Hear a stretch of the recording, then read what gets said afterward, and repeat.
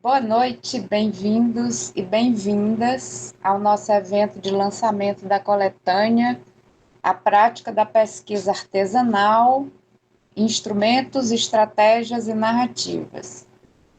Sem mais delongas, eu vou passar a palavra ao professor Paulo Henrique Martins, da Universidade Federal de Pernambuco, que teve a generosidade de escrever uma aba, aliás, a contracapa da coletânea, e eu vou pedir que ele faça assim dê uma visão geral do livro, né? E eu acho bem interessante começar com um leitor muito bem qualificado, mas que não está, embora poderia estar, entre os coautores da coletânea.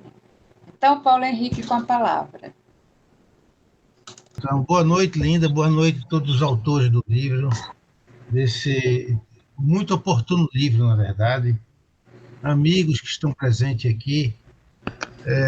Eu achei muito interessante a proposta desse livro, né? Então, eu estava, ao ler assim, a proposta do livro, eu voltei até alguma coisa do Mills, que aí ele fala sobre a questão dos arquivos, tudo isso. Aí eu fui reler e eu achei uma coisa que eu acho sublime para esse momento, quando ele diz: sempre que experimentamos forte sensação sobre acontecimentos ou ideias, devemos procurar não deixá-las fugir. E, ao invés disso, formulá-las para nossos arquivos. E com isso estaremos elaborando suas implicações, mostrando a nós mesmos como esses sentimentos ou ideias são tolos ou como poderão ser articulados de forma produtiva. Esse desafio de você acreditar nas suas ideias, nos seus insights, é fantástico. Eu digo isso a meus alunos, sabe? Eu tenho dito, eu vejo assim, de uma forma intimista, eu vejo que é uma competição intelectual muito grande entre os orientadores. E eu não sei exatamente as razões, qual é o grande poder que a orientação acadêmica, ou o controle da pesquisa dá a um professor universitário. Eu não sei, até agora, para mim, é intrigante isso. Mas que, de fato, há muitos professores que não chegam nem mais a produzir, mas preferem controlar a produção intelectual dos outros. Eu tenho observado isso em vários lugares. Aí, quando eu vejo a questão do convite para o trabalho artesanal, é um convite para a originalidade, para o talento de cada um. É para sair da forma, das estruturas de dominação que existe também dentro da produção acadêmica e universitária. Né? Eu acho que isso é um assunto super delicado de a gente conversar, mas nós observamos essa disputa pelo controle da produção intelectual. Né? Em vez de você ver assim, a relação com o aluno e o envolvimento do aluno na pesquisa como um trabalho de libertação, um trabalho de estímulo à criatividade e autonomia, eu vejo muitas vezes o contrário. Eu vejo um esforço de controlar a produção intelectual do outro, de limitar o modo como o outro está produzindo. Então, essa ideia do Mill de que, se experimentamos forte sensação sobre acontecimentos ou ideias, devemos procurar não deixá-la fugir. E, ao invés disso, formular para nossos arquivos. Eu achei essa ideia fantástica, porque traz essa coisa: acredite em você, acredite no seu potencial, acredite no seu talento. Não entra numa forma, não entra na forma. Não, porque o professor disse que eu devo fazer assim, a pesquisa assim. O professor, vários orientantes meus deixaram minha orientação porque os professores disseram que o tema não interessava, que tinha um outro tema que interessava mais, etc, etc. Veja bem, então, muitas vezes esses alunos terminaram o mestrado e o doutorado e não continuaram a sua carreira acadêmica. Não foi por falta de talento, foi porque eles não descobriram, de fato, o seu artesanato intelectual, o seu talento, a sua forma de construir o mundo, a sua sensibilidade. É como eu disse, sair um pouco do racionalismo, que é a capacidade de organizar mentalmente certas metas a partir de certas premissas, e entrar na sua sensibilidade. Como é que eu sinto o mundo, como é que eu vivo o mundo, como é que eu participo do mundo, como é que eu posso construir artesanalmente a minha presença no mundo. Então, o livro ele é metodologicamente fundamental ao que pareceria que, na verdade, a imaginação sociológica é falada por todos nós, todos alunos de graduação estudam a imaginação sociológica, mas eu não vejo, de fato, na pesquisa da pós-graduação e na orientação acadêmica, eu não vejo os professores estimulando a imaginação sociológica. Eu vejo mais, muitas vezes, o aprisionamento sociológico. E isso é grave no momento que nós estamos precisando de uma espécie de uma renovação paradigmática, epistemológica ampla das ciências sociais e da sociologia, para dar conta dos novos desafios do mundo que estamos vivendo e que exige, de fato, uma grande revisão. É tão linda. E só a ideia de trabalhar de novo com artesanato intelectual é importante. E também isso abre para outra discussão, que é a relação da sociologia, das ciências sociais com a arte. Com a dimensão de espécie do expressionismo que está presente na alma de cada um. Né?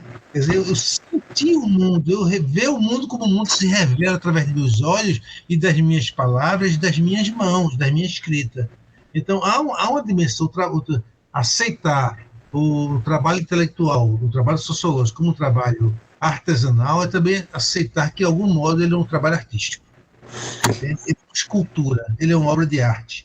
Ele é algo que é único em cada um. Ele é algo que é único em cada um. E que deve ser lapidado como os grandes artistas lapidam sua obra de arte, seja uma música, seja uma arte, uma pintura, seja uma poesia. Então, há algo muito, muito, muito próximo da construção do trabalho intelectual com o trabalho artístico. A gente vê muito isso na filosofia. Você vê que os grandes filósofos, pegar o Nietzsche, pegar o Heidegger, você vai ver que esses grandes filósofos eles terminam sendo poetas também. Eles extrapolam a dimensão do ofício científico para enveredar pela especulação imaginária, pelo imaginário, que é outro tema importante que aparece aqui no livro, a questão do imaginário, que abre para essa leitura cultural e artística mais ampla. Né? Esse, então, o Mill me estimulou isso. Depois, o Bourdieu, eu fui também buscar no Bourdieu um texto que eu gosto muito do Bourdieu, sobre os usos sociais da ciência, por uma sociologia clínica do campo científico. Inclusive, eu acho que vocês estão mais bourdieusianos. Eu acho que nos anos 80, Bourdieu trabalhou muito a psicanálise. Ele saiu muito da sociologia que ele fazia, da distinção, daquela sociologia, e ele vai fazer uma sociologia muito explorando o tema da subjetividade e da subjetivação, né? A dominação masculina, a questão do estudo sobre pobreza, a gente vê, e essa questão de uma clínica, de uma sociologia da clínica. E aí, nesse texto dos usos sociais da ciência, o Bourdieu diz: só compreendemos verdadeiramente o que diz ou faz um agente engajado no campo, um economista, um escritor, um artista, se estamos em condições de nos referirmos à posição que ele ocupa neste campo, se sabemos de onde ele fala. Eu achei fantástico, porque aí traz outra coisa que o Bourdieu acrescenta ao livro, que é a questão da responsabilidade e da ética do pesquisador, que tem a ver com a questão anterior. Porque, veja bem, se eu não sou uma pessoa que respeito os meus atributos, a minha vocação e o meu talento, e eu me rendo ao jogo de sedução, ou o jogo de dominação do professor, do pesquisador, de certa forma, eu não estou no meu lugar. Eu estou no lugar de outro, mas não no meu lugar. Quer dizer, o Bourdieu tem a consciência que a força do trabalho intelectual, sobretudo se é um trabalho intelectual que visa, de fato, tem compromisso com uma mudança social, com a realidade social, mesmo que seja da teoria social, com o compromisso da teoria social com o mundo que nós vivemos, a pessoa tem que trabalhar, ou o intelectual, ou o estudante, o pesquisador, tem que trabalhar a clarificação de seu lugar, de seu campo, do lugar no campo, de sua posição no campo. Isso é um chamado para a questão.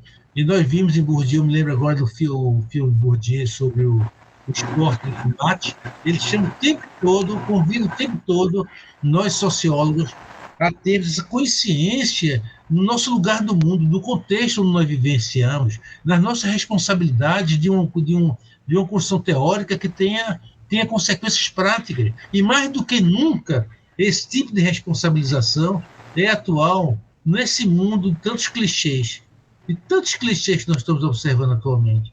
Eu tenho até preocupado com os rumos da produção intelectual, da produção científica, considerando que só em sociologia, não falo em antropologia, nós temos hoje 53 programas instalados com mestrado e doutorado.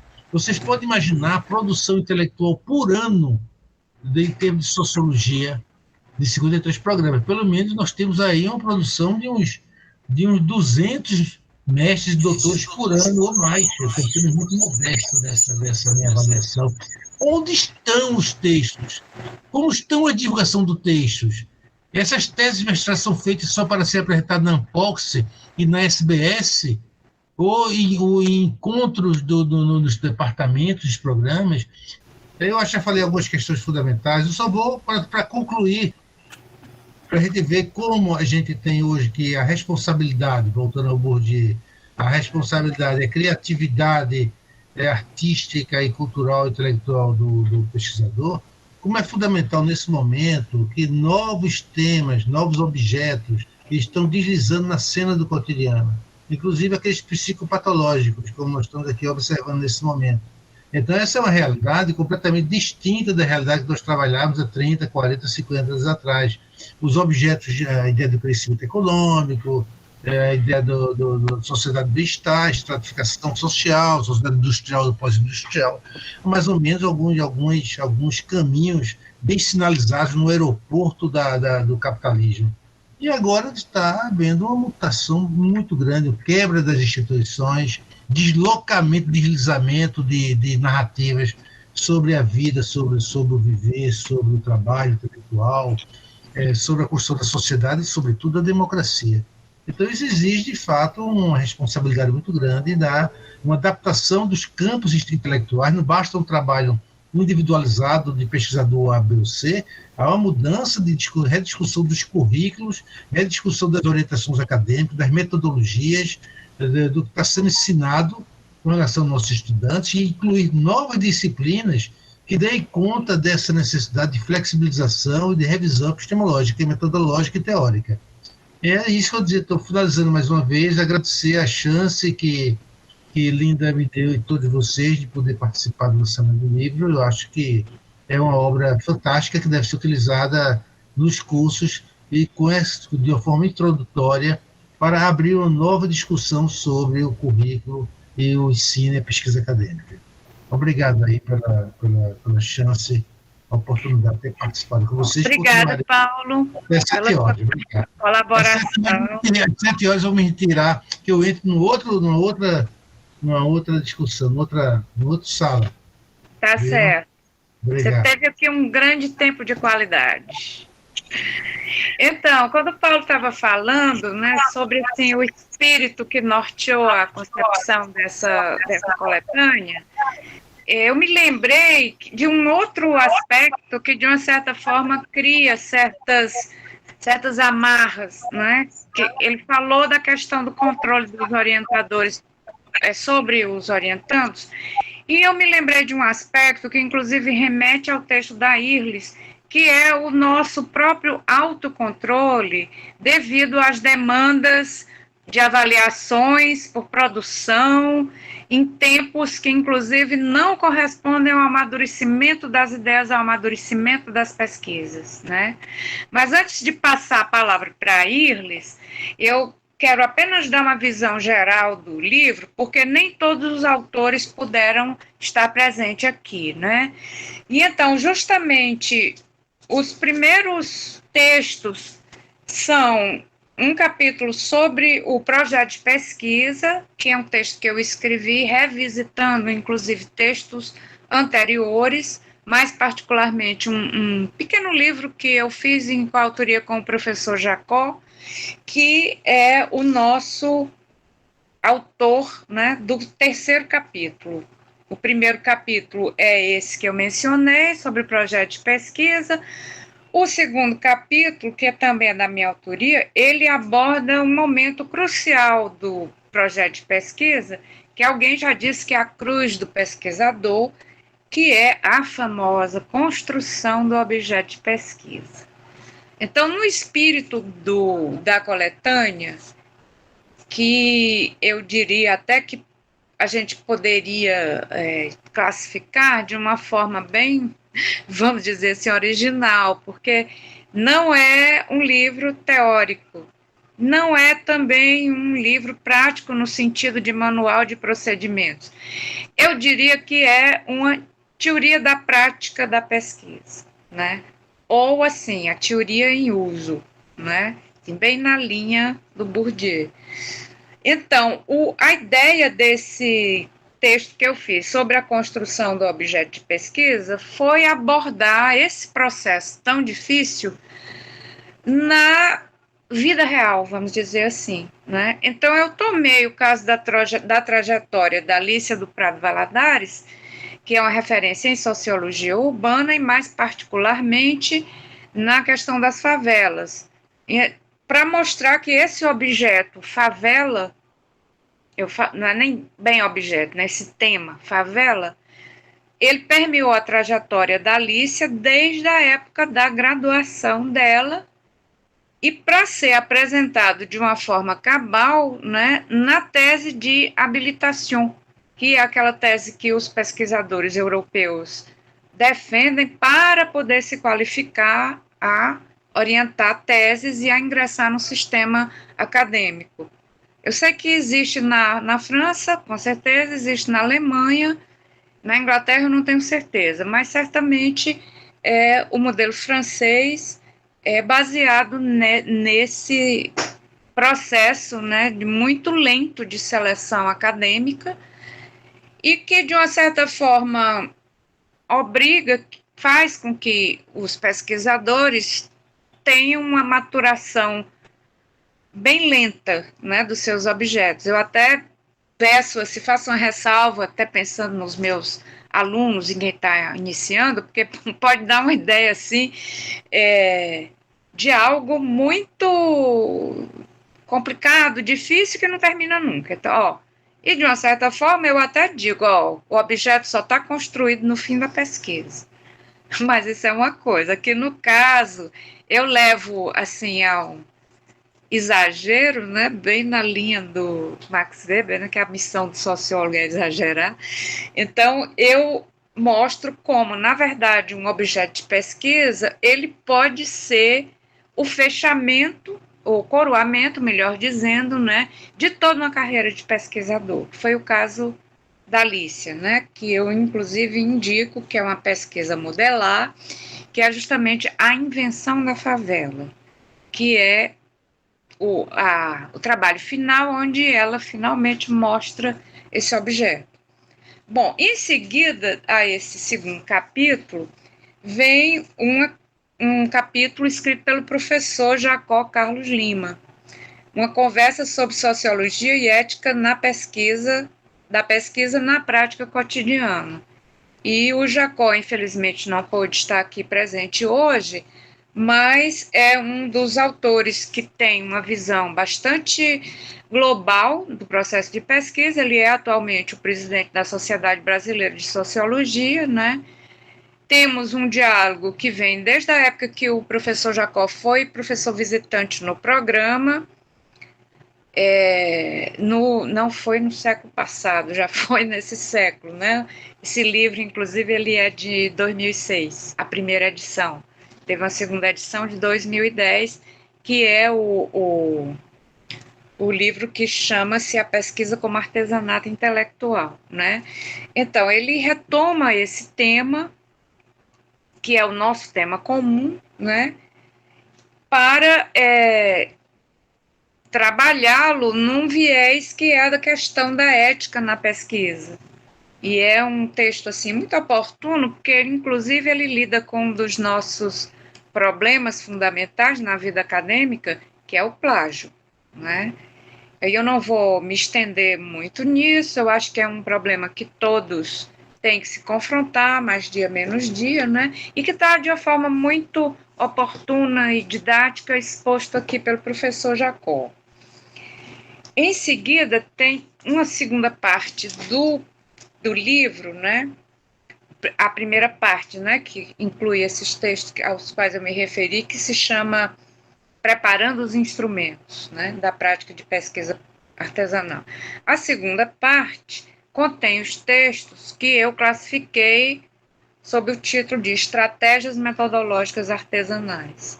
Então, são todos os textos a partir de experiências dos autores, né?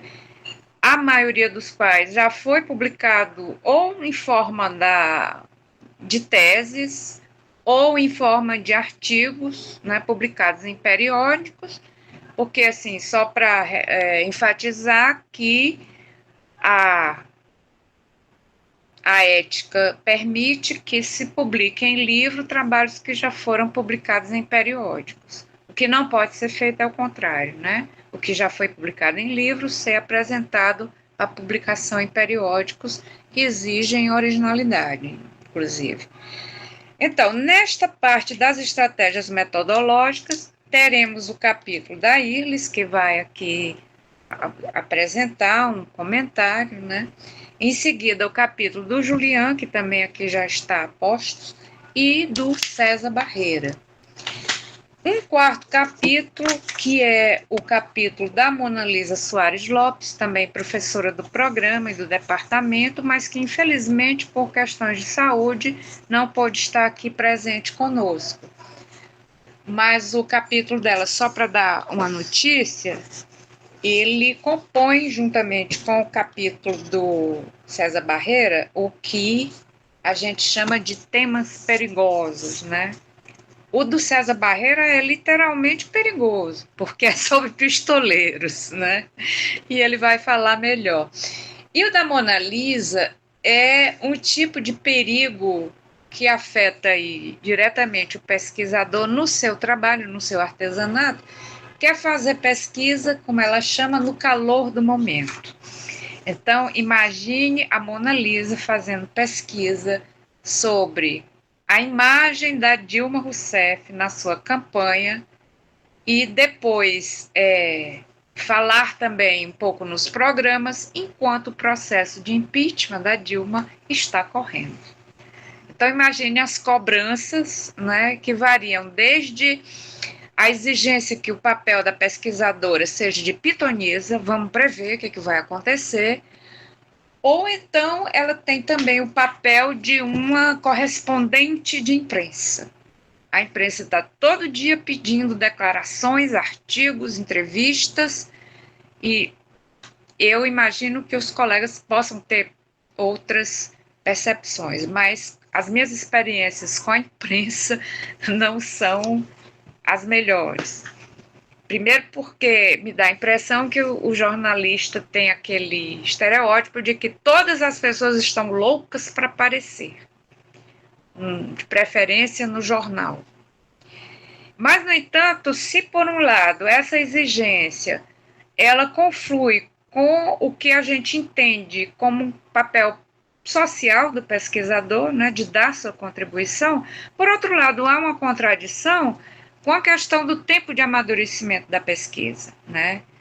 Então, é muito problemático você pesquisar um tema contemporâneo, porque, inclusive, você pode estar toda hora mudando a sua argumentação em função de fatos novos que acontecem. Eu tive a minha experiência, né, nessa seara quando eu estudei os governos das mudanças. Esse foi no século passado. O livro saiu em 1998 e até muito recentemente eu recebia contatos de jornalistas pedindo declarações sobre o Tasso Gereissati e o Ciro Gomes. Atualmente, numa situação totalmente diferente, né? Mas quem mandou ser pesquisadora, né, no calor da hora. Acontece isso. Bom, então, feita essa notícia sobre o texto da Mona Lisa, um pouco mais demorada devido à ausência dela, né, nós teremos uma parte 3, que são diálogos na pesquisa artesanal, contemplando objeto, teoria e métodos. Aí nós vamos ter o capítulo do professor Marcos Paulo Campos Cavalcante de Melo, um nome extenso, né, mas que a gente pode resumir para Marcos Paulo Campos, que foi, inclusive, aliás, né, uma prata da casa, defendeu o mestrado com a IRLS e depois fez seu doutorado no IPESP. E aqui está comparecendo sobre um tema da sua tese de doutorado. Bom, em seguida vem um texto que é de coautoria da Aline Maria Matos, que está aqui só ouvindo, né? Não está podendo aparecer devido às circunstâncias práticas, que está a caminho da escola onde ela dá aula. E esse trabalho foi um trabalho a 4 mãos, que foi um trabalho muito bom de fazer, assim como a orientação da Aline também para mim foi um privilégio, né? E nós fizemos um trabalho reunindo um movimento social que eu pesquisei, que foi o movimento Quem Dera Ser um Peixe, contra a construção do Aquário Ceará, aqui em Fortaleza, e o movimento social que a Aline estudou também na sua tese, que foi o movimento Resistência Vila Vicentina, né? Contra a remoção de uma vila de casas situadas no lugar errado, né? Para pessoas de classe média baixa morarem, que é o bairro Aldeota de Fortaleza. Mas a vila resistiu e conseguiu se manter, e no artigo nós falamos de estratégias inovadoras, né? No caso do movimento Quem Dera Ser um Peixe, foi um uso bastante intenso das mídias sociais. Já no caso da resistência Vila Vicentina, foi um tipo de estratégia, né? Já com menos, vamos dizer assim, badalada do que as redes sociais, né? Foi a estratégia de recorrer à patrimonialização. A vila foi objeto de tombamento provisório pelo município, não tanto com aquela ideia mais estereotipada que se tem de patrimônio, né, no sentido de edificações memoráveis para o patrimônio nacional ou estadual, mas no caso do patrimônio da cidade. E para o patrimônio da cidade interessa muito preservar uma vila de casas singelas, que tem, inclusive, uma arquitetura muito interessante, que eu não vou aqui dar nenhum spoiler, que é para animar quem quiser ler o texto, e o livro, evidentemente, né? E nós fizemos esse diálogo dos dois movimentos, né? Que são estudos de caso, e nós nos atrevemos a sustentar que é possível, sim, você fazer teoria a partir do estudo de caso. Nós também lançamos mão da teoria dos repertórios de ação social do Charles Tilly, um pesquisador sociólogo que se destacou por uma grande contribuição na sociologia histórica, né? Mas nós tomamos emprestado esse termo de repertório de confronto e fizemos vamos dizer assim, não sei se a adaptação é um nome bom, mas vamos dizer assim, nós tentamos torná-lo adequado ao estudo de casos contemporâneos, no caso, os dois movimentos sociais que eu já me referi. O capítulo seguinte é da autoria do nosso colega Jackson Aquino, juntamente com o professor Domingos Sávio, que também não pôde estar aqui presente, porque está comprometido com um outro curso acadêmico, e aí o Jackson vai falar, né, melhor do que eu falaria, mas eu só quero destacar que é outro diálogo muito interessante, um diálogo desafiador, que é da metodologia quantitativa com a metodologia qualitativa. E eu já acrescento uma nota de rodapé botando a minha mão na consciência. Mas a minha consciência não é culpada, não. Eu tenho plena convicção de que eu escolhi fazer uma coletânea com um viés da metodologia qualitativa.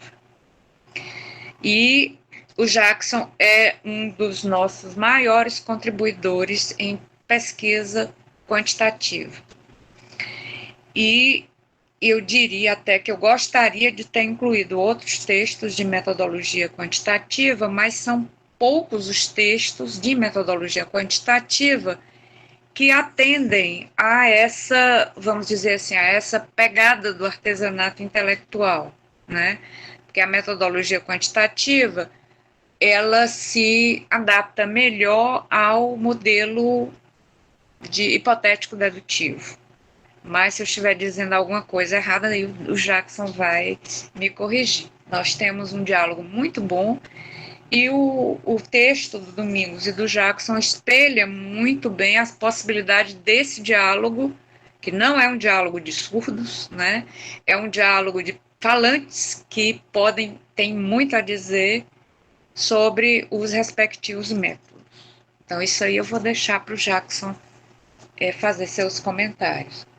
Em seguida, nós temos um outro capítulo que também é um diálogo de metodologias, não é? No caso, da professora Léa Carvalho Rodrigues, que é antropóloga e trabalha com avaliação de políticas públicas. Ela também não pôde estar aqui presente, ela está envolvida no processo seletivo do mestrado de antropologia, né? E coincidiu o horário de divulgação dos resultados. Mas nesse texto ela expõe uma proposta muito interessante, que é justamente combinar diversas metodologias, desde a etnografia até a metodologia quantitativa mais, vamos dizer assim, ortodoxa. Todas podem ser utilizadas com as devidas qualificações, cautelas, né, no processo de avaliação de políticas públicas. Bom, a coletânea finaliza-se com um apêndice que contém 2 projetos de pesquisa, um para mestrado, outro para doutorado.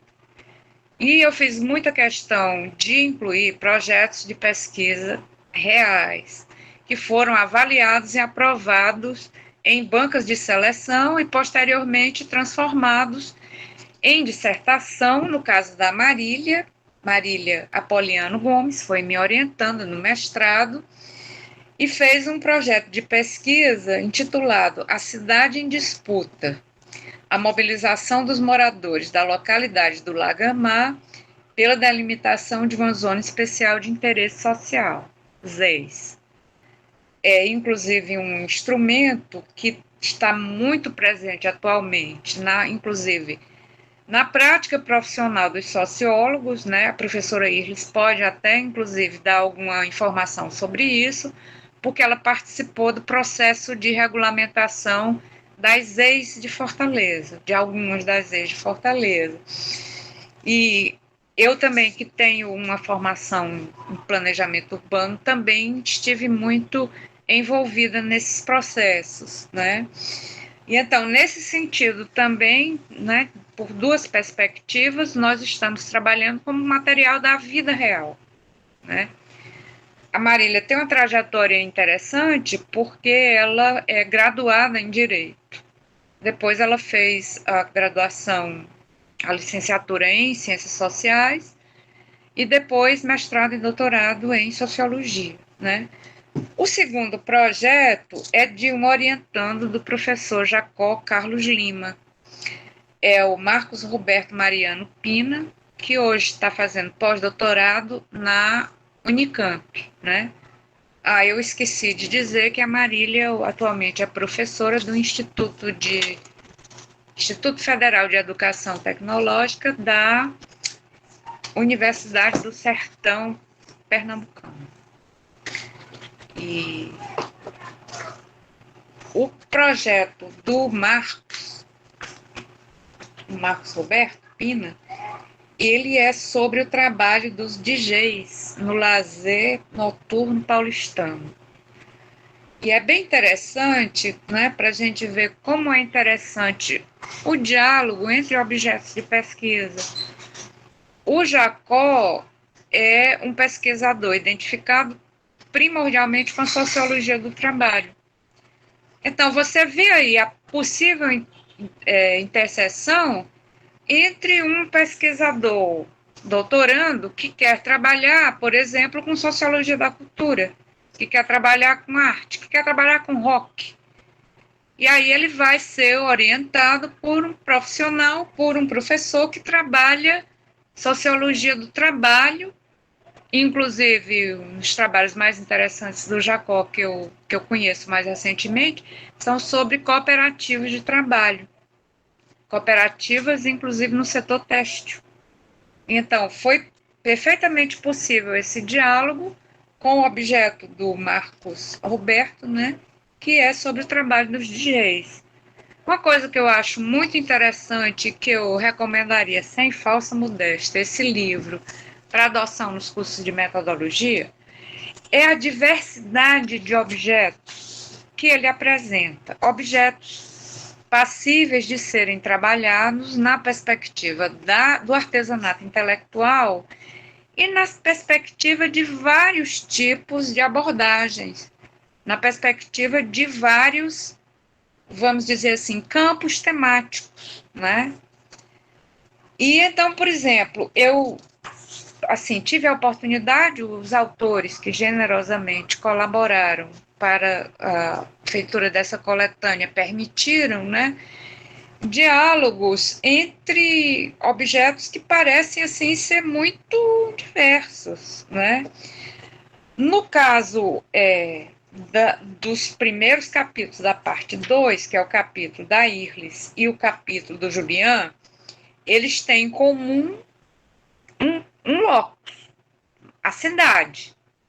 E aí tem toda uma discussão que eu vou deixar que eles abordem depois, que é aquela da sociologia ou antropologia, na cidade ou da cidade. Eu, pessoalmente, não tenho muita simpatia por esse tipo de questão, que eu acho que remete mais ao estudo das preposições que a gente fazia, agora não faz mais, né? Porque o Enem é diferente. Né? Mas a questão do tanto dar como na são contrações de preposições com artigos. Então, eu vou deixar aí, é só uma provocação que eu vou deixar que se o Julian e a Irlis quiserem tocar nesse aspecto, né, fiquem à vontade, ou também fiquem à vontade de abordarem, como eu pedi para vocês, né, fazerem um comentário sobre os respectivos trabalhos, porque o tempo é escasso, né, não dá propriamente para fazer uma apresentação. Até porque também a gente não quer dar muito spoiler, né, para que quem nos assiste agora, que são poucos, mas muitos serão, quando nós divulgarmos essa live aqui no YouTube, né? Bom, então, feito isto, eu quero passar a palavra para a professora Irlis. Boa noite. Eu queria inicialmente dizer que a Linda teve uma ideia muito feliz de reunir nesse livro escritos, que eu acho que tem essa perspectiva metodológica de apontar como é que nós fizemos, como é que cada um fez para organizar a sua pesquisa, né? E ao invés de dizer como deve fazer, como é que foi feito. E eu fiquei muito contente com a ideia de fazer parte, vou rapidamente só falar como eu tratei, porque que o Mills foi inspirador. Né? Eu acho que o Wright Mills ele chama atenção para a ideia de pensar a pesquisa muito próximo a essa noção de arte que o Paulo Henrique falou. Ou seja, são sentadas sucessivas, como diz a Linda, o objeto se apresenta no final, né? São observações, e o Wright Mills dizia o seguinte: não deixe a cabeça separada da mão, escreva. Olha uma coisa interessante, ele chamou a atenção, escreva, registre, observe. O sociólogo ele é um observador sensível do mundo social. Então, os instrumentos têm que estar afinados para isso. Isso não se opõe a um registro estatístico, ele inclusive falava nisso, que era importante, ao invés de fazer generalizações sobre, por exemplo, variáveis que pareciam óbvias, veja, o registro estatístico ele é acionador de imaginação sociológica. Então, assim, para mim foi muito interessante tomar isso como referência, né, para pensar a pesquisa. E a minha pesquisa sobre a cidade foi um pouco, aqui eu fiz um apanhado de pesquisas para mostrar como esse objeto foi se delineando ao longo do tempo. Inicialmente eu fazia pesquisas eleitorais e rituais na cidade. Rituais eram comícios, eram idas para a periferia, era o modo como as pessoas, vamos dizer assim, se moviam na cidade e os candidatos se apropriavam de espaço da cidade para poder fazer valer o seu discurso de campanha. Depois, e entrei para a lógica da cidade como lugar de representação. Por quê? Percebi que nas campanhas políticas, sobretudo para cargos municipais, o discurso era: essa cidade tem tais e tais problemas e eu pretendo resolver. Então, que problemas eram esses? Como é que essas pessoas falavam sobre a cidade? Então, aí entrou a lógica da representação. Dessa lógica da representação, sobre como a cidade é dita nos discursos, como ela é pensada, como ela é veiculada e comparada, vamos dizer assim, no tempo e no espaço, eu passei para uma outra vertente mais radical, que foi a ideia de trabalhar a cidade como representação nos guias turísticos. Aí sim, a cidade apareceu como lugar, né, em que ela é vendida como mercadoria para ser visitada.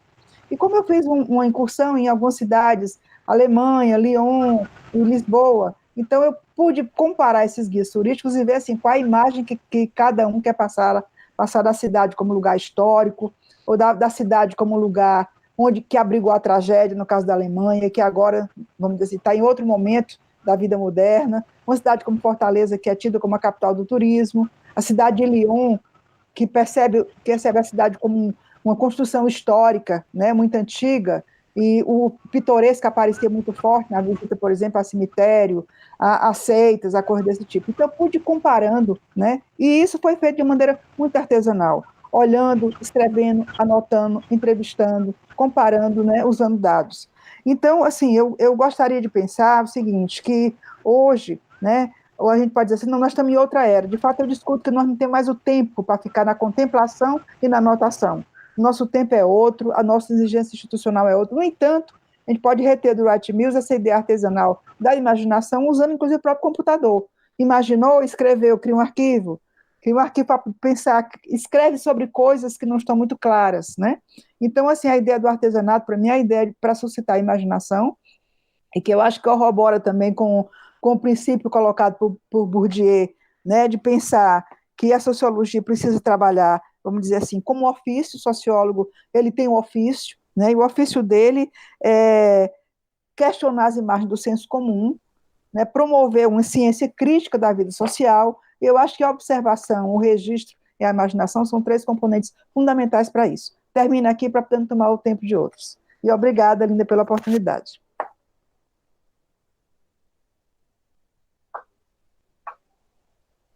Linda, está sem o microfone. Linda. Nós estávamos com certa premência do tempo, porque eu estava contando com a participação de mais autores, né? E eu só soube hoje que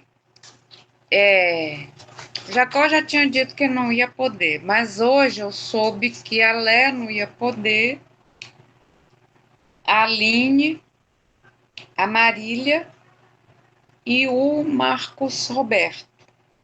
Então, na verdade, nós temos 4 autores a menos, né? Por isso que eu tinha dado só 10, 15 minutos para cada um, mas nós podemos, assim, elastecer um pouco mais as observações, as apresentações podem ser de 20 minutos. Lili, se você quiser acrescentar mais alguma coisa, sinta-se à vontade. Está sem microfone. Você põe 20 minutos para cada um e 5 pessoas falam, são 100 minutos. É 1h40 com o tempo que a gente já tomou. Então, eu acho que a gente não tem tempo para isso. Vamos ficar com uns 15, 10 minutos. A ideia é dar uma notícia do trabalho rápida, né? Eu acho que, enfim, Tá certo. Tem razão. Então, vamos passar para o Julián. Boa noite a todos. Primeiro, quero agradecer, né, o convite da professora Linda para participar desse livro. E, em vez de apresentar, né, o trabalho, o meu artigo, quero responder, né, a indagação que a professora fez, justamente porque tem a ver com a proposta. Não dá para me escutar? O áudio está baixo? Tá. Tá melhor, ok. Tá bom, Juliana, tá ótimo. Tá bom? Então, queria responder, né, a indagação da professora Linda. Não dá? Né, sobre essa ideia, né, de sociologia ou de antropologia na cidade ou da cidade. porque essa pergunta, né, ela foi feita dentro das institucionalizações das próprias sociologia urbana e ainda mais da antropologia urbana. Eu não estou ouvindo, Julián. Não Estou tá? ouvindo, não. E agora? Tá melhor? Eu estou ouvindo bem, Linda. Eu estou ouvindo Você bem. está ouvindo, Irles? Tô Talvez ouvindo seja bem. o meu. Agora, tá melhor? Sua caixa de som, professora. Aumente seu áudio, professora. Tá melhor, Juliano. Tá bom? Tá, obrigado. Então, para responder a essa pergunta, né? Por que ela é importante? Porque ela vem desde as metodologias aplicadas, vou pegar o caso da antropologia francesa, né? Da antropologia chamada urbana francesa, que foi questionado dentro das instituições universitárias se a antropologia tinha esse direito de pesquisar a cidade, justamente porque tinha metodologia que era vista, né, como microsocial, com poucos, com espaços reduzidos, fechados quase, né? A gente sabe que não é bem assim, e com poucas pessoas. Para a sociologia, o problema é diferente, né? Que desde o primórdio, né, os sociólogos, seja Max Weber e outros, vão ter a cidade como objeto de pesquisa. Mas para a antropologia não vai ser tão fácil de se impor. A gente vê no caso francês, por exemplo, o Ballandier, que era um antropólogo nos anos 70, 80, foi se declarar sociólogo, mas nos anos 50 ele escreve um livro, quando ainda é antropólogo, de sociologia das Brazzaville Noires, negras. Ele não vai usar o termo antropologia, ele vai usar sociologia, como se não fosse possível a antropologia dar conta da cidade. Então, essa proposta na cidade vai pegar também outra dimensão, porque quando os antropólogos vão usar o método etnográfico, observação participante, relação etnográfica, etc., né, que é o termo duvidoso, é objeto de críticas. Mas quando os antropólogos franceses vão usar as ferramentas metodológicas da antropologia para estudar a cidade, os outros antropólogos clássicos, por assim dizer, vão dizer, mas isso não é uma antropologia urbana, é uma antropologia na cidade. Vocês pegam alguns recortes, então não seria aquela visão antiga onde o objeto de pesquisa ele tem que ser retratado da cabeça aos pés, né? O sistema de parentesco, sistema econômico, organização política, etc. Então, essa pergunta que parece pouco fundador ou crucial, na verdade, ela vai se tornar crucial para a metodologia e como se encara para a antropologia as pesquisas na cidade, vou usar especificamente na cidade, enquanto a sociologia, quando ela vai usar esse método etnográfico, ela não vai ter esse tipo de pergunta, ela vai usar para a riqueza de dados que o método etnográfico lhe traz nos objetos. No caso da França, vai demorar mais de 15 anos, a partir dos primeiros trabalhos de antropologia urbana, para que seja aceita como antropologia válida. No artigo eu cito uma das primeiras, né, uma das inovadoras, que se chama Colette Pétonnet, que tem um artigo, por exemplo, de metodologia muito interessante, bem basiquinho, onde ela propôs uma metodologia que se chama observação flutuante. Ela pega um caso do cemitério parisiense, que se chama Le Père Lachaise, que é um cemitério famoso, né? Muitos turistas o visitam, por exemplo. Ela vai propor uma metodologia, né, onde ela vai deixar o olhar dela flaner, né, flanar, não ficar muito atentivo. É que é uma ótima metodologia para uma primeira abordagem a campos urbanos, justamente, né? Mas sou visto como uma primeira abordagem mesmo em si.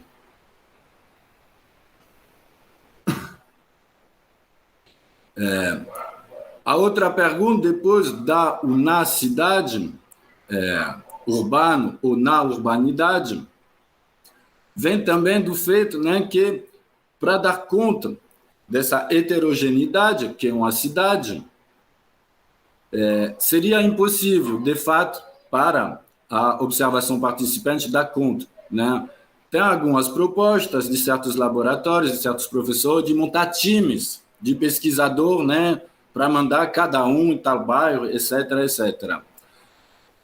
Até que no nível de um laboratório, né, ou de um programa de pós-graduação, a gente poderia, né, tecer um pouco todos esses fios, né, essa rede de redes que é a cidade, para retomar a expressão do Ulf Ahners, para tentar dar conta de uma totalidade. Não sei se seria possível, o que renderia, mas, enfim, é uma dessas propostas dos antropólogos e de certos sociólogos.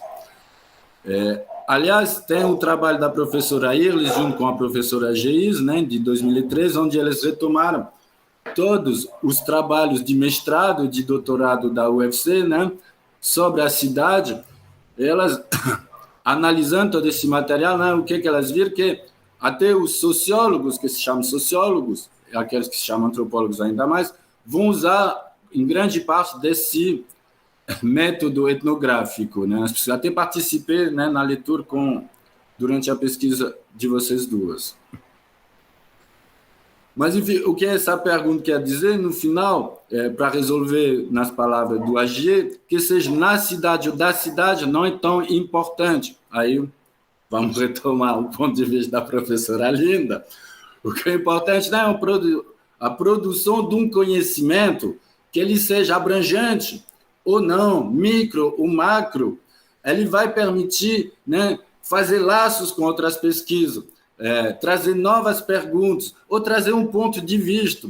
A gente vê, né, nos trabalhos alguns trabalhos dos Estados Unidos, pesquisa sobre uma família só, né? Família Sanchez, etc. Isso não quer dizer, né, que o trabalho não tenha relevância. Como se a gente pesquisar um bairro, não tem relevância para outro bairro de uma cidade, até numa cidade longínqua, com outros problemas. A gente vai ver de novo como essas relações sociais elas se criam. E não deixa de ser interessante, que seja do ponto de vista comparativo ou não. É uma produção de conhecimento específica das ciências sociais. Pronto. Tá, deixarei por aqui, só para indicar, né, que no artigo eu tento analisar muito esse problema de institucionalização, né, no caso brasileiro, no caso um pouco dos Estados Unidos e no caso francês, né, para ver como em mundos acadêmicos um pouco diferentes, esses problemas vão ser recorrentes, tanto num como no outro. Pronto, eu vou deixar a minha fala por aqui. Muito obrigado. Microfone, Linda.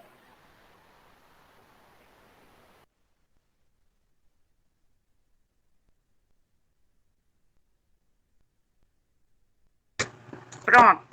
Só falar um pouco da sua pesquisa, Juliano.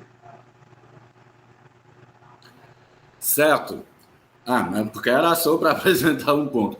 Então, no artigo, né, eu costurei de um modo, como a professora Linda falou, de um modo bastante artesanal, de costureiro mesmo, um pouco essas indagações metodológicas junto com o trabalho de pesquisa. Então, eu apresentei algumas métodos, quer dizer, né, alguns métodos aplicados, mas esses métodos não eram uma aplicação tipo, eu vou aplicar esse método. Era mais, né, o próprio campo que vai obrigar o pesquisador a criar a sua metodologia. Né? Não tem uma metodologia pronta para uso, por mais bem treinado que seja, para você chegar no campo e pronto, eu vou aplicar A, B, C, D, fazer tudo direitinho, né? O próprio campo, as tensões no campo, ela obrigam o pesquisador a inventar, e muitas vezes o que ele inventa já existe. Né? Um terceiro tempo da pesquisa que faz essa reflexão metodológica do pesquisador. Pronto, eu pesquisei um conjunto habitacional de Fortaleza, que fica perto da cidade de 2000, né, para se referir geograficamente, e por não poder morar nesse conjunto habitacional, enfim, não poder, na verdade, juridicamente não era possível, mas poderia ter feito, eu decidi não aplicar, né, o método do Bronislaw Malinowski, enfim, o método dele, o que ele conseguiu juntar para que virasse a Bíblia metodológica durante muitas décadas, não era possível, né, que tinha a obrigação de morar junto, né, de tomar o café da manhã com as pessoas, etc, etc. Então, nessa herança metodológica, né, eu fui criar minha própria, fui também ler outros autores, né? Em geral, na introdução, a gente tem essas reflexões dos outros autores, a gente vê o que a gente pode pescar, o que se aplica à nossa própria prática. Julian, eu queria só que você dissesse que fez pesquisa na Cidade 2000. No conjunto habitacional. No conjunto habitacional, isso. Não. Era só a notícia mesmo. Pronto. Não é a Cidade 2000, porque é um bairro desde 2007. É perto, tá bom. O conjunto habitacional foi criado em 2001. Tá certo. Então, vamos passar a palavra para o César Barreira, então.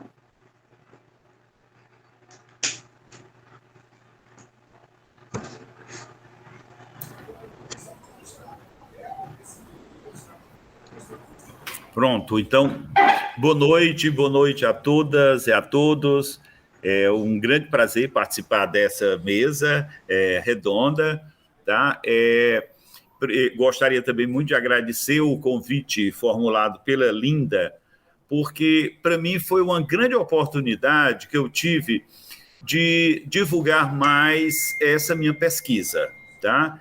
E é interessante porque, de certa forma, essa minha preocupação em divulgar mais essa parte metodológica, né, do meu trabalho sobre crimes por encomenda, de certa forma, vem preencher uma certa lacuna que vários leitores, né, do livro Crimes por Encomenda, que foi o livro sobre pistolagem, né, que me fizeram. Inclusive, algumas pessoas me cobrando que eu deveria ter dado mais ênfase no título aos aspectos metodológicos, ou que deveria fazer uma nova edição desse livro destacando a questão metodológica. Então, nesse sentido, esse convite, Linda, foi muito bem acolhido, né? Porque é uma oportunidade que eu estou tendo realmente de dar uma ênfase maior na metodologia, tá? Eu fiz essa pesquisa, basicamente, eu acho que é a terceira grande pesquisa que eu faço, vou nomear assim, né? Uma primeira grande pesquisa foi para o meu mestrado.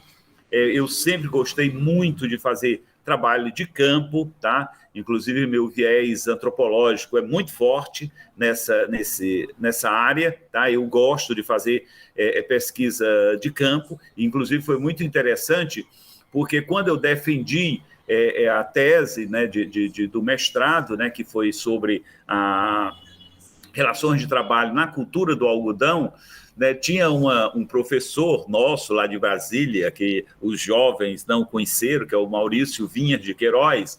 O Maurício Vinhas de Queiroz era o terror lá nosso, tá? Então a gente tinha muito medo, né, de convidá-lo para qualquer banca, porque ele arrasava, tá? E aí, então, eu tive receio, porque eu poderia ter convidado, porque ele trabalhava, era um dos professores que trabalhavam questão agrária, mas eu tive receio. E, para minha surpresa, um dia a Regina Bruno, né, que estava fazendo também mestrado comigo lá, disse: César, o Maurício está elogiando o seu trabalho, perguntou quem é esse antropólogo. Então, foi muito interessante, que foi meu primeiro trabalho de campo. Eu, inclusive, morei em Quixadá, passei 6 meses morando mesmo numa propriedade. Então, de certa forma, entra muito forte, e eu acho a importância, inclusive, quando eu sou professor de metodologia, ou então nos meus orientandos, eu destaco muito o trabalho de campo mesmo, né? A segunda, né, grande pesquisa foi a de doutorado, né, que, de certa forma, mantém esse mesmo diapasão, mas, em princípio, foi mais amplo, tá? Então, mais estados e circulando mais para obter informação. E o terceiro a terceira, né, grande pesquisa foi essa sobre pistolagem, sobre crimes por encomenda, né, que foi também, era uma terceira tese minha, né, na época que eu fiz concurso para titular, era exigido, né, uma tese, né, então foi a minha tese para professor titular. Então, é muito interessante, Linda, essa possibilidade da gente ir aclarando, né, esses percursos metodológicos que nós temos, né? E de certa forma, para mim, é a riqueza, né? Eu, inclusive, digo assim, muito em cursos de metodologia, que é o charme, né, do cientista social, é essa possibilidade da gente adentrar nesse campo, descobrir situações novas, fazer incursões que, de certa forma, até outras pessoas já fizeram, mas é um olhar diferente. Então, eu acho que, nesse sentido, a metodologia, para mim, é um aspecto fundamental da nossa produção do conhecimento. Tá? E aí entra um dado que eu acho que aí, de certa forma, também é muito interessante para a gente abordar agora, né, hoje, usando um pouco as palavras do Paulo Henrique, né, que eu achei muito interessante, as palavras iniciais do Paulo Henrique, né, ele falando da questão de não entrar na forma, né, quebrar um pouco essas armaduras, né, que nós recebemos para fazer metodologia. Eu sempre fui contra, tá? Eu sempre tive descobrindo outras situações, aonde é que nós poderíamos fazer pesquisa, quem era o que deveria ser pesquisados. Então, de certa forma, eu sempre quis quebrar muito essas amarras, né? E aí, então, nesse sentido, eu digo nesse artigo, né, de metodologia, que a minha grande... o meu grande objetivo, né, ou de certa forma um grande percurso que eu tive nessa parte metodológica foi quebrar os grandes cânones, que é muito um termo que o Bourdieu usa, né, e eu colei muito, né, no Bourdieu, quando o Bourdieu fala muito dessa questão de quebrar esses grandes cânones. E aí, então, é interessante porque...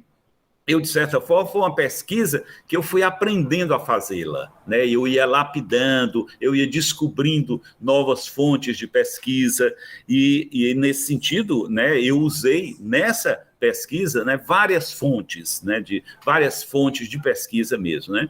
E é interessante retomar o próprio título, né, do artigo, né, que é pesquisando temas perigosos, né?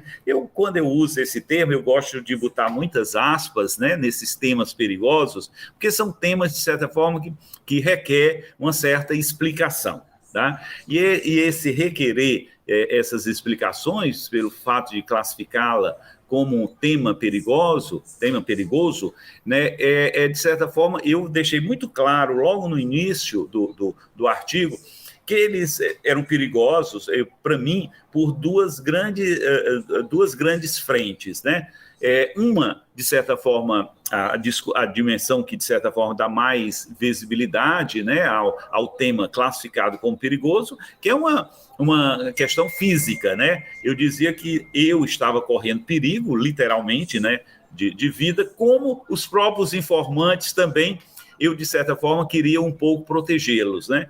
Então, de certa forma, esse embate foi muito interessante para que eu pudesse trabalhar realmente com essa classificação de um tema perigoso. E o outro, eu digo no artigo, que é um tema também perigoso do ponto de vista epistemológico, que é muito interessante, principalmente na época, né, que eu fiz essa pesquisa, né, que foi na década de 90, né, do século passado, que era um momento onde se dava muito voz, né, se dava-se voz aos que não têm voz, né, até pegando muito uma frase que era muito usada pela igreja, né, pelas comunidades eclesiais de base, e, de certa forma, as pesquisas nossas eram o quê? Eram pesquisas com operários, com camponeses, né, com mulheres, com índios. Então, de certa forma, todos esses atores, né, que a gente pesquisava, de certa forma, a gente tinha que dar voz, a gente estava dando também voz a eles. E aí eu começava a ter uma preocupação, eu vou dar voz aos pistoleiros? Será que a gente pode enquadrar essa minha pesquisa nessa mesma perspectiva? Então, de certa forma, o envolvimento ou não, porque a gente termina se envolvendo, né? Isso é um dado que a gente tem muito nas nossas pesquisas, claramente a gente termina se envolvendo, né, com os objetos de estudo, e a gente, inclusive, nesse envolvimento, a gente termina um pouco diminuindo, né, pintando de cores mais suaves, né, essa situação todinha de violência que eles vivem. Por exemplo, hoje mesmo, essas pesquisas, estou me lembrando do Roberto Bricenho, as pesquisas sobre facções, né, que nós estamos fazendo, a gente termina um envolvimento tão grande que a gente termina amenizando um pouco as práticas deles, né? E aí, então, nesse sentido, eu também era uma questão de um perigo, né, metodológico, esse envolvimento que eu passava a ter com os pistoleiros. Eu começava a entender um pouco a lógica, né, achar que eles não são tão mal como as pessoas colocam, né? E é muito interessante esse envolvimento que nós temos com os pesquisadores, com os entrevistados, aliás, tá? Então, isso eu achei muito rica na minha pesquisa, toda essa discussão sobre esse temas perigosos. E o temas perigoso também me veio muito, na época, na França, eu estava lendo um livro que me sugeriu muito essa questão do temas perigosos, que era Recherche dangereuse. Então, esse recherche dangereuse, que são pesquisas perigosas, eu disse, não, pronto, então eu estou encontrando alguns companheiros, alguns adeptos dessa minha temática. Então, por aí é que eu acho, de certa forma, importante destacar essa discussão sobre temas perigosos. E aí, então, dentro dessa discussão que eu já falei, que foi abrir várias frentes de pesquisa, eu comecei a trabalhar muito com jornais, que eu gosto muito de trabalhar com jornais, trabalhei muito, né, no início das minhas pesquisas, era a grande fonte, né, que eu usava, eram os jornais, e eu acho muito rica, né, essa fonte de pesquisa. Trabalhei depois com literatura de cordel, que terminou também sendo muito interessante, a literatura de cordel, dentro desse diapasão de construir praticamente imaginários sociais, né? Trabalhei com os relatórios da Comissão Parlamentar de Inquérito sobre crimes por encomenda, né? E depois eu entrei realmente muito forte no trabalho de campo. E aí vem a grande pergunta, né, das pessoas, mas como é que você consegue entrevistar pistoleiros, né? E aí entra uma primeira questão, que é a escolha desses informantes. E é interessante, porque na escolha dos informantes eu tentei muito usar uma perspectiva metodológica do Heuerbeck, né, onde o Heuerbeck fala da questão dos informantes chaves, né? Então, realmente, eu procurei muito tentar entrevistar pessoas que, de certa forma, podiam falar, né, da questão da pistolagem, ou como mandantes, ou como pistoleiros. Mandantes, eu não consegui entrevistar nenhum mandante, né? Inclusive, eu faço essa ressalva no livro, né? Eu tentei entrevistar muitos mandantes, mas vocês sabem, né, por que eu não consegui, né? Então, procurei, fiz amizade com alguns proprietários de terra que eu sabia que eram mandantes, mas na hora da entrevista eles mudavam de assunto, diziam que não queriam falar, né?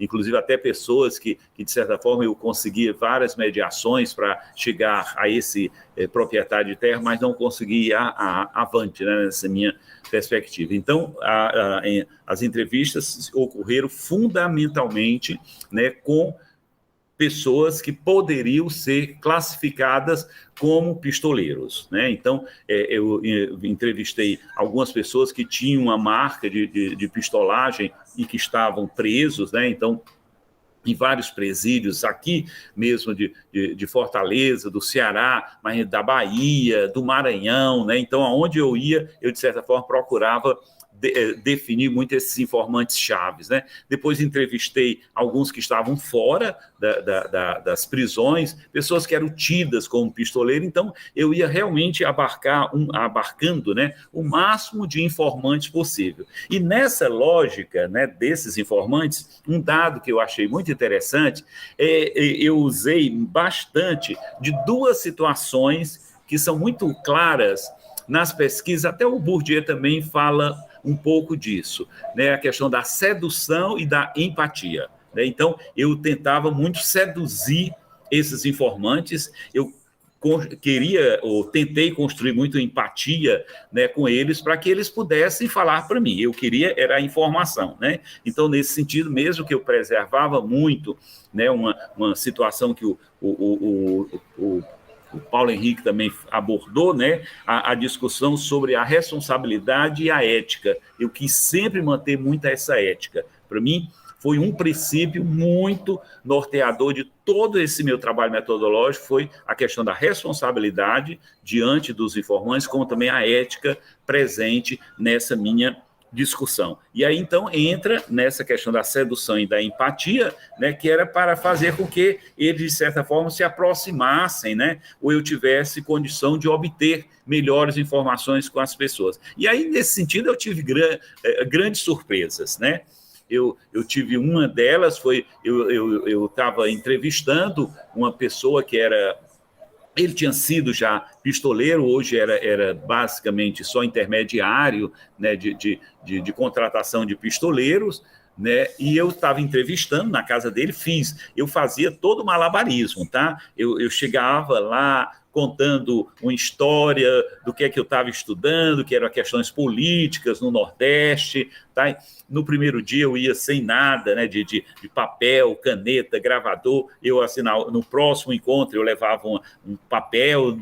Lá para o quinto encontro é que eu levava um gravador. Na época eram gravadores, né, aqueles gravadores maiores, né, que nós tínhamos naquela época, tá? E estava entrevistando uma pessoa, né, que inclusive se negava, né, que era pistoleiro, mas tinha várias reportagens, tinham saído na revista Veja, na Isto É, né, inclusive ele era tido como a pessoa que era um dos melhores atiradores, né, daquela região ali de Russas, Jaguaribe, né? E eu estava entrevistando, quando entra na sala, entra uma pessoa que era filho dele, né? E que, inclusive, eu já sabia que essa pessoa, no momento, era pistoleiro, tá? E ele entra bem assim, arrogante assim, fica em pé na minha frente, aí diz: papai, o senhor não prometeu que não daria mais entrevista? Aí o pai dele, assim, bem calmamente, olha para mim e diz: não, mas eu gostei do professor, eu vou continuar a entrevista. Aí o filho saiu assim, bem assim, zangado, né, da sala, foi-se embora. Aí eu perguntei: mas por que o senhor gostou de mim? E aí é muito interessante, eu acho que isso aí, apenas que não tenha muito alunos aqui, né, para nos ouvir, é muito interessante as estratégias que a gente usa na pesquisa. Ele disse que quando eu entrei na sala dele contra o sol e só viu minhas silhuetas, né? E ele disse que achou muito parecido com um compadre dele, lá de Jaguaribe. E ele disse que, quando eu fui entrando, ele foi notando que não era o compadre dele, mas ele disse que gostou do meu jeito, né? E aí ele disse: pronto, eu gostei do senhor, e o senhor não está fazendo nenhuma pergunta indiscreta para mim, eu vou continuar. Então, é muito interessante essas aproximações que a gente vai tendo, né, com os informantes e conseguindo construir essa empatia. A outra situação, né, que eu estou falando muito, a outra é uma pesquisa que, como é um tema perigoso, eu estou trabalhando muito a lógica da suspeita, né? São pessoas que, de certa forma, ou foram julgadas, ou são ainda julgadas, e eu consegui construir praticamente uma tipologia dos informantes nesse sentido, né, da lógica da suspeita, né? Por exemplo, uma pessoa que já tinha sido julgada e estava cumprindo a pena, essa pessoa, em princípio, era uma pessoa que contava muita história, contava praticamente toda a história dele. Uma pessoa que ainda iria ser julgada, essa pessoa praticamente não falava nada, né? E uma pessoa que já tinha sido julgada por uns crimes e iria ser julgada por outro, ele terminava falando muito dos crimes realmente que tinha sido julgado. Então, era muito interessante nessa perspectiva a gente vendo, né, como as informações eram obtidas, né? E aí, então, nesse sentido, essa lógica da suspeita, eu, de certa forma, colei muito numa avaliação que a Alba Zaluar, né, fez, que é a lógica da mentira, né? E eu acho que é interessante, né, que até ela usava um termo, hermenêutica da mentira. E essa hermenêutica da mentira é muito interessante quando a Alba Zaluar trabalha, que ela diz que a gente teria que se perguntar qual é a obrigação que essa pessoa tem de falar para a gente. E principalmente falar situações que são muito delicadas para ela, né? E aí, então, nesse sentido, essa lógica da suspeita, essa hermenêutica da mentira, e, de certa forma, eu consegui construir muito essas minhas entrevistas, tá? E aí entra, assim, muito o interessante, se, por exemplo, uma vez eu estava fazendo uma entrevista no Maranhão, né, no presídio de Pedrinhas, né, que é o principal presídio lá do estado do Maranhão, encontra uma pessoa e essa pessoa diz que é pistoleiro, né? Foi uma das únicas pessoas, porque as outras se colocavam em outras classificações. Essa não, essa disse que era pistoleiro, quando saísse lá da prisão e continuaria na mesma lógica de pistolagem, né, inclusive justificando muito os seus atos, né? E aí, então, justificava porque um operário, que é muito uma mesma avaliação também que a Alba Zaluar faz naquele livro dela, A Máquina e a Revolta, né? Onde ela trabalha que é mais fácil, né? E, de certa forma, dá mais lucro quando uma pessoa trabalha no mundo do crime do que necessariamente na questão de como operário, né?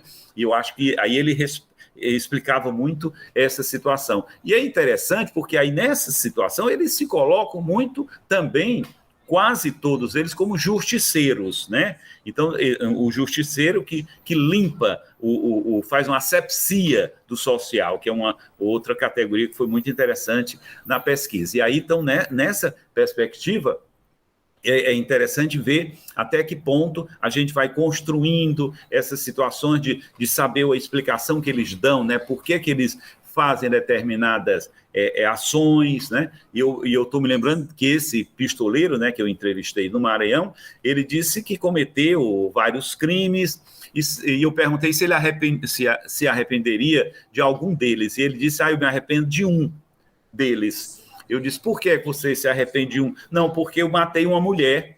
E eu matei a mulher porque o mandante disse que ela estava traindo ele, né? Que era a mulher dele. E aí, então, a mulher que trai merece morrer. Então, é muito interessante essa questão dessa asepsia do social. Algumas pessoas merecem morrer. E, ao mesmo tempo, ele disse, olha, mas eu também já deixei de cometer crimes quando me disseram que era um trabalhador rural que estava roubando do patrão. Quando eu chego lá, ele era tão pobre que não tinha nem a menor chance dele fazer nenhum roubo do patrão. Então, era nessa perspectiva que eu tentava muito construir, né, essa empatia, né, essa questão da escolha dos informantes, né? E aí, então, encerrando, né, aqui a minha fala, é muito interessante essas entrevistas que elas iam ganhando uma complexidade muito maior do que no início eu tinha com relação à formulação dessas entrevistas. E uma complexidade que era muito ligada à questão do distanciamento, né? Que é interessante que, né, alguns autores, alguns metodólogos trabalhem com essa lógica do distanciamento e na lógica das entrevistas que eu realizei é uma tentativa de quebrar esse distanciamento. É muito interessante na entrevista, isso aí até o Bourdieu também fala, né? Que é a proporção que você vai falando, as pessoas também têm a necessidade de falarem sobre os seus problemas. É quase como se fosse uma terapia, né? E é interessante porque nessa história da quebra do distanciamento, eu encontrei várias situações muito interessantes, né? Das pessoas chegarem e cometer um crime, e aí eles disseram, professor, eu matei uma pessoa porque tentou matar meu pai. E aí o informante se virava para mim e disse: professor, se uma pessoa tentasse matar seu pai, você não ia fazer nada? Outra pessoa que eu matei é porque tentou estuprar minha irmã. Se uma pessoa fosse fazer isso com a irmã sua, você não faria nada? E por aí ia ele nessa questão de tentar quebrar esse distanciamento. E nessa pergunta, nessa lógica deles, é muito interessante, porque passa a ser feito praticamente uma construção da categoria honra, né? E aí, por exemplo, eu entrevistei muito o Mainha, né? Que era considerado o maior pistoleiro, né, do Nordeste, né? Que foi morto há alguns anos atrás, né? O Mainha. E o Mainha é muito interessante porque ele aceitava que tinha cometido 5 crimes, né? Ele era acusado de 80, mas ele dizia que tinha cometido 5. E ele dizia para mim, né, uma frase que eu gosto muito de repetir, né, ele disse que todos os crimes dele ele cometeu no campo da honra. E eu disse: não, esse leu Pierre Bourdieu, né, para dizer que tinha cometido 5 crimes no campo da honra. E esses crimes que o Mainha tinha cometido são esses, né, que eu acabei de falar para você, esses 2, e um terceiro que foi muito interessante, né, que ele foi acusado de ladrão, né? E ele matou uma pessoa. E até esse julgamento eu fui assistir. E foi muito interessante porque, na hora, o juiz disse: não, isso não é motivo para uma pessoa matar outro, né? Só porque foi acusado de ladrão. Aí ele se levantou assim rapidamente, né? E disse: pode não ser para o senhor, que deve ser ladrão. Para mim, eu não sou, é motivo para eu matar uma pessoa. Então, essa questão dessas complexidades que vão surgindo no mundo da informação, para mim, eu continuo dizendo que é o nosso charme, viu, Linda? São esses trabalhos de campo que vão descobrindo, vão se apresentando situações novas descobertas, tá? Então, a literatura de cordel, para mim, foi um achado, tá? Eu até trabalhei muito com a biblioteca, né, do Gilmar de Carvalho, né? Faleceu. O Gilmar de Carvalho tinha uma grande biblioteca sobre literatura de cordel. Eu passei vários dias na casa dele, né, pesquisando como era retratada a questão da pistolagem na literatura de cordel. Então, foi uma pesquisa assim, muito rica nessa perspectiva, tá? E que, para encerrar, entra a questão da delimitação do objeto de estudo, né, dessa pesquisa. Porque quando eu comecei a estudar isso, eu me lembro que as primeiras vezes que eu terminava de eu apresentar, o pessoal: César, isso não é tema de sociólogo, não, isso é tema de delegado de polícia, né? E foi muito interessante porque eu tive que fazer um esforço muito grande, né, de construí-lo enquanto um campo sociológico, né? Que eu acho que é nessa perspectiva de que algumas pessoas acham que o livro, né, Crimes por Encomenda, ele poderia ter sido dado mais destaque nessa discussão metodológica, na delimitação do objeto e na própria parte metodológica. Obrigado, desculpa, eu sou empolgadíssimo por esse tema, tá? Eu, inclusive, digo que vou sair dele e não consigo sair dessa temática, tá? Muito obrigado, Linda, e novamente meus parabéns pela sua belíssima obra, pelo seu belíssimo trabalho. Obrigada, César, mais uma vez. Muito empolgante a sua narrativa. Eu compartilho também desta paixão pelo trabalho de campo. Boa noite, Linda. Boa noite a todos e a todas. Agradeço muito a Linda o convite, a participação nessa obra. Acredito que para qualquer pessoa que, enfim, pode, após o doutorado, né, fazer uma publicação na companhia dos seus mestres é uma honra.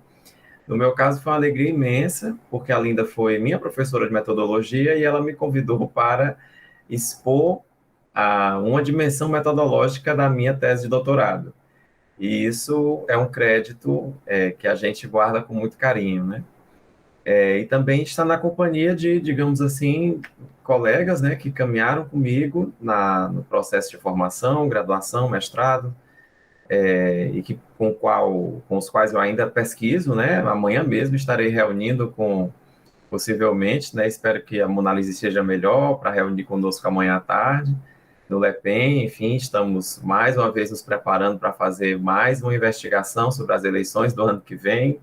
Publicamos também esse ano um livro, né, que resume os trabalhos sobre a eleição do ano passado. Então, penso que são excelentes companhias, né? O professor César Barreira, que sempre que fala sobre os temas que pesquisa, tem alguma novidade, é impressionante. Eu fiz cadeira com o professor César e já interagi muito com ele, conheço parte da obra dele sobre questão agrária e um pouco sobre a questão da violência, mas ele sempre tem uma história diferente e nova para contar sobre esse tema dos pistoleiros, né, ou sobre violência de uma forma geral. E falando especificamente sobre o meu capítulo, para não me alongar muito, também saudando o Jackson, que está nos ajudando aí, moderando a mesa, com quem eu fiz, viu, Linda? Fiz um curso com o Jackson, já professor da UVA, fiz um curso com o Jackson sobre metodologia quantitativa, ele veio a Sobral e nos ajudou bastante, e nós, inclusive, Jackson, constituímos dentro da nossa disciplina aqui, né, um momento, né, dentro da ementa, um momento todo dedicado, né, temos uma experiência que tem inclusive influenciado na produção das monografias, né, de não desvalorizar o trabalho com o dado estatístico, que é uma coisa que apavora muito o nosso estudante de graduação, né. Mas tratando especificamente do nosso capítulo, do capítulo que eu apresentei no livro, ele, digamos assim, aproveita trechos da metodologia, mas também trechos do capítulo, digamos, teórico, se assim pode ser chamado, né? Porque eu faço uma discussão sobre a presença, não, digamos assim, não explícita, né, de uma metodologia eclética já nos estudos clássicos sobre movimentos sociais, né, que são referências da área, e que, inclusive, já mobilizavam uma metodologia, a articulação de diferentes técnicas de pesquisa e mesmo a articulação fecunda de diferentes perspectivas analíticas, antes mesmo da síntese mais acabada sobre o ecletismo metodológico, que é feita pelo Bourdieu ali por volta dos anos 60. Então, o capítulo tem um pouco esse papel, mostrar como a articulação de técnicas e teorias já era, digamos assim, uma experiência não tão consciente, digamos assim, da pesquisa sobre movimentos sociais e sobre mobilização política, e que, a partir da sintetização do Bourdieu, digamos assim, se torna uma experiência efetivamente consciente e explícita dos trabalhos sobre movimentos sociais.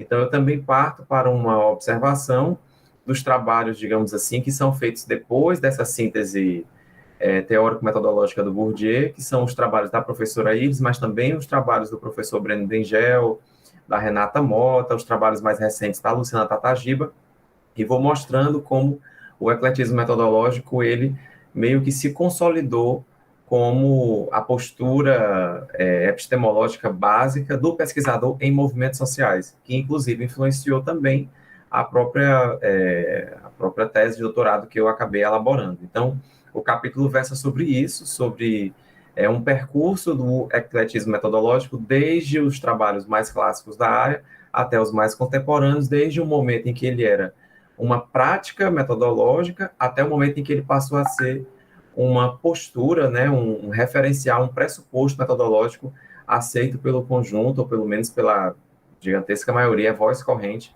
da área de estudos sobre movimentos sociais. Essa é a minha contribuição. Agradeço à professora Linda mais uma vez o convite e a vocês também por essa noite tão agradável. Muito obrigado.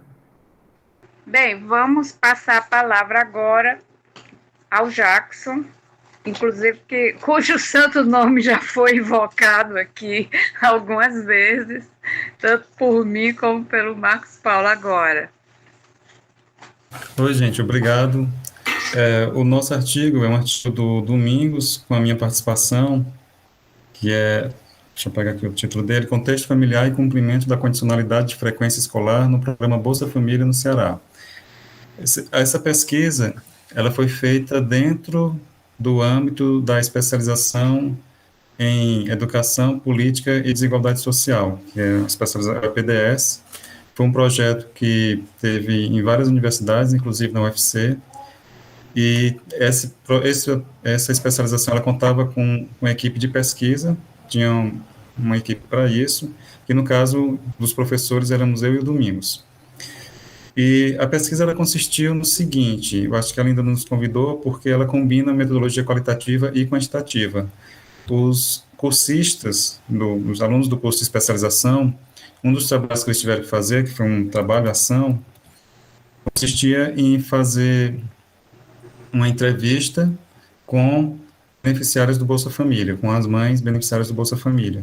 Eles tinham que fazer 2 entrevistas, uma com a beneficiária de alguma criança ou adolescente que estava cumprindo a condicionalidade, porque a criança que recebe Bolsa Família tem que frequentar a escola, tem que tomar as vacinas, tem algumas condições que têm que serem cumpridas. E uma mãe de uma criança que não estivesse cumprindo a condicionalidade. Então, elas tinham que fazer os cursistas tinham que fazer 2 entrevistas. Nessas entrevistas, nós pedimos que eles gravassem, então nós tivemos os áudios de 371 entrevistas. Dessas, em 341 casos, foi informado se a mãe a beneficiária da Bolsa Família estava com os filhos cumprindo a condicionalidade ou não. Aí registraram, então, 341 casos. O roteiro de entrevistas que elas seguiram foi elaborado antes por meio de uma pesquisa qualitativa, foi uma pesquisa rápida, não foi uma pesquisa assim, muito demorada, mas a gente fez uma pesquisa qualitativa, foi em algumas cidades do interior, acho que principalmente Maracanaú, e não sei se em Fortaleza também, agora não lembro mais, mas a gente fez algumas entrevistas e elaborou um roteiro de entrevistas. E pedimos a todos os cursistas que fizessem uma entrevista seguindo esse roteiro. Qual foi o trabalho que nós fizemos em seguida? Depois disso, nós tínhamos uma equipe de 5 bolsistas, alunos de graduação, e nós pedimos para eles ouvirem cada uma das 341 entrevistas e simultaneamente preenchendo o formulário.